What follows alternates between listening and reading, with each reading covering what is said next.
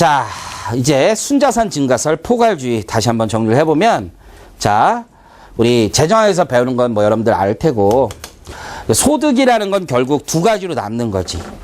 순자산이 증가하거나 소비하는 거지. 내가 1억을 벌었어. 그러면 8천 소비하고 2천은 저축하고 투자하는 거 아니야. 그렇죠? 그게 컨셉인 거지.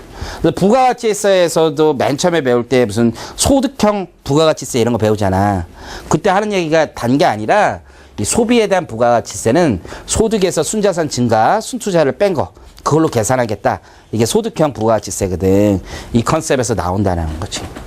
그래서 순자산 증가설은 아까 얘기했던 소득 원천설의 아주 비판적인 문제였던 담세력에 대한 루프, 구멍을 해결할 수 있다는 거지. 벌었으면 돼. 시끄러워. 이 얘기죠. 그래서 순자산 증가설은 근데 야, 미실현 소득도 과세할 수 있는 거 아니냐. 왜냐하면 순자산이 증가했잖아, 내가. 시세가 올랐을 때. 그것도 과세한다라는 문제가 있다라고 생각하는 사람도 있다는 거지. 그래서 거장들은 미실현 소득 당연히 과세할 수 있다고 봐요. 아시겠죠? 자, 교재 한번 보겠습니다. 2페이지 가보시면 소득 원천설 있죠? 원천설. 계속 반복적으로 발생하는 소득에 대해서 과세할 수 있다. 내가 전에 책을 읽어준 적이 없어, 한 번도. 근데 하도 안 봐서 이제 밑줄 긋고 이렇게라도 하면 인간이라면 정상적인 사람이라면 읽지 않을까 해서 계속 반복적으로 발생하는 소득에 대해서 과세하고 우발적 일시적 소득은 과세할 수 없다는 사고에 기초할 뿐이죠. 그래서 우발적 일시적 소득까지 과세하면 그런 거 다 사생활의 영역이잖아. 그것까지 다 들여봐야 되는 문제가 생길 수 있다는 거죠. 그래서 소득 원천설을 온전하게 받아들이면 소득의 개념은 제한적이고 자산의 양도 차익이나 미실현 소득도 개념상으로는 과세하지 않는 거죠. 하지만 우리 소득세법은 점차 담세력을 확장해서 기타 소득도 과세하는 거고 자산 양도 차익도 과세하는 거 아니겠어. 그래서 거기 결국부터 볼게요. 소득 원천설에 따르면 납세자의 부가 증가하였다 하더라도 법률상 소득으로 열거되지 않으면 과세할 수 없다. 그래서 우리나라 소득세법도 소득 원천설에 근간을 뒀지만 점차 확대해서 순자산 증가설에 점차 가까워지고 있는 거지. 하지만 법리는 절대로 순자산 증가설은 아니야. 유형별 포괄주의도 여러분이 보시면 알겠지만 유사한 소득이어야 돼. 쉽지 않아. 자, 밑에 순자산 증가설. 그래서 거기 순자산 증가설 두 번째를 보시면 담세력에 따른 과세에 충실하다. 이게 가장 중요한 거지. 결국 순자산 증가설과 소득 원천설에 있어서는 키워드가 뭐야? 담세력이야. 담세력을 가지고 양쪽을 가지시면 돼요. 손익 조작을 방지할 수 있는 방법으로 이론적으로 우수하다. 다만 일시적 소득이나 미실현 소득, 심지어 내재 소득까지 과세할 수 있다는 얘기를 한다고. 내재 소득. 그래서 재정학 때 배우는 거 아니야. 내재 소득. 응? 내재소득. 근로자가 있어. 노동자가 있어. 얘가 500만 원 벌었어. 응? 500만 원. 이해하시겠죠? 그런데 이 근로자는 A는 이렇게 벌었는데 B는 이렇게 했던 거야. B는 300만 원 벌었어. 이해하겠죠? 근데 얘는 500만 원 벌어가지고 200만 원은 가사도우미를 썼어. 내 일 못하겠다. 얘는 300만 벌고 자기 어떻게 한 거야? 가사도우미 안 쓰고 자기가 집안일 한 거야. 그럼 네트로 치면 얘는 300 번 거고 얘도 300 번 거지. 하지만 소득세 과세는 어떻게 하는 거야? 500에 대해서 과세하고 300에 대해서 과세하는 거 아니야. 얘가 스스로 일해서 따먹은 거, 이거는 내재소득으로 과세하지 않는 거 아니야. 그렇죠? 요 컨셉이라고. 그래서 내재소득은 지금 만약에 순자산 증가설이면 내재소득까지 막 과세해야 된다고. 그래서 다 imputed income, 내재소득은 기본적으로 과세 안 하려고 그래. 자, 한번 비슷한 예를 해볼까? 나는 자가거주해. 자가거주. 내 집이야. 응? 나는 월세 살아. 응? 그래서 나는 자가거주해서 500만 원 벌어. 그렇죠? 비용이 안 나가. 이해하시겠죠? 나는 월세 살아서 500만 원 버는데 월세가 100만 원 나가. 그럼 얘는 네트 치면 얼마야? 400만 원이잖아. 400만 원 번 거.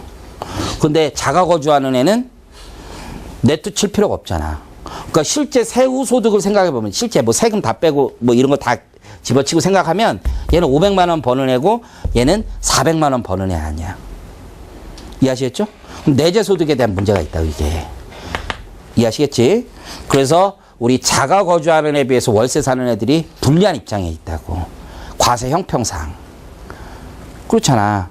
그래서 월세세액공제라는 게 두 가지 측면인 거야. 내재소득에 대한 과세 문제가 있고, 취지 물어봤잖아요. 여러분 쓰지도 않았겠지만, 내재소득이야, 내재소득. 첫 번째. 두 번째는 모기지론 있잖아. 그렇죠? 그리고 주택담보, 이자, 그리고 임차 자금에 대한 원리금 상환. 걔는 해주면서 월세는 안 해주면 또 과세 형평이 안 맞잖아. 그것 때문에 해주는 거야. 서민 주거 안정 그런 거는 의미가 없어. 그래서 어쨌든 다 그거 썼을 거 아니야. 서민 주거 안정. 서민 나의 주거 안정 이렇게 쓰지 차라리. 자, 내재소득까지 과세하는 문제가 있다. 자, 보시면 되고요. 다음 페이지 넘겨셔서 제일 중요한 건 미실현 소득과 위법 소득이야. 그래서 순자산 증가설에 따르면 미실현 소득도 순자산의 증가가 있기 때문에 과세하는 게 맞아요. 이해하시겠죠? 그렇지만 우리 현실에서는 대부분의 미실현 소득은 과세를 유예하고 있는 거죠. 그 가장 큰 이유는 권리 의무 확정주의죠. 권리 의무 확정주의. 그래서 권리 의무 확정주의에 따라서 우리는 미실현 소득을 지금 과세하지 않고 있어. 그럼 뒤쪽에 가서 좀 더 자세하게 얘기를 해볼게요. 자, 거기 헌법재판소도 한번 볼게. 미실현 소득 다 과세할 수 있다는 입장이야. 헌법재판소도 못할 게 없다라는 거야. 그냥 입법자의 재량일 뿐이라는 거야. 근데 입법자들은 정치인이잖아, 정치인. 정치인들은 사람들이 분노하는 걸 싫어한단 말이야. 그래서 종합부동산세 올리면 사람들이 분노하잖아, 분노. 요즘에 안 올리니까 더 분노하죠. 옛날엔 올렸다고 분노했는데 이번에는 안 올렸다고 분노했다고. 무슨 얘기인지 잘 몰라? 어쨌든 다 입법자의 재량이라는 거예요. 자, 위법소득. 자, 권리의무 확정주의 나중에 자세히 배울 거고요. 위법소득 보죠. 자, 위법소득은 긍정설하고 부정설이 대립하고 있죠. 그럼 뒤에서 배울게 될 거야. 긍정설은 뭐야? 위법소득을 과세해야 된다는 입장은 뭐야?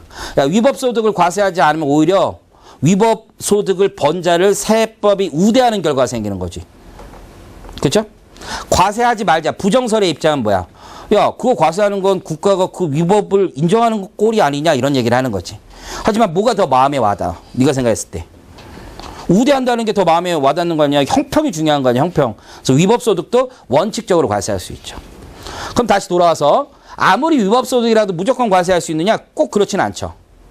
법인이라면 다 과세할 수 있어. 순자산이 증가했다라면. 하지만 개인이라면 역시 위법소득이라도 열거된 소득이 하나여 과세할 수 있는 거죠. 그 대표적인 열거된 소득이 기타소득 조항에서 뇌물, 배임수재 이런 거죠. 뇌물은 그냥 공무원이 받은 거야. 공무원, 준공무원. 조합장도 준공무원이거든. 그런 게 뇌물이야, 뇌물. 배임수재는 그냥 개인기업 다니다, 사기업 다니다가 내가 뇌물 비슷하게 받은 거야. 공무원이 받으면 뇌물, 개인이 받으면, 사기업 다니는 애들이 받으면 배임수재 이렇게 돼. 어쨌든 다 과세할 수 있는 거죠. 가장 큰 쟁점이 되는 건 나중에 자세히 배우게 될 텐데 횡령이죠, 횡령. 자, 횡령은 기타소득 조문에 없어. 전혀 존재하지 않습니다. 그럼에도 불구하고 과세하는 이유는 우리 소득처분 조항이 있다고. 소득처분 조항. 그래서 법인세법 67조에 가보면 소득처분 조항이 있어. 소득세법에 가보면 인정상여로 처분된 거는 과세할 수 있다고 돼 있어. 그래서 횡령은 인정상여로 처분됐을 때는 과세할 수 있는 거지. 그 논리가 나중에 뭐 손해배상 채권이 있는지 없는지에 따라 달라지는데 그것도 그쪽 가서 공부하면 될 거야.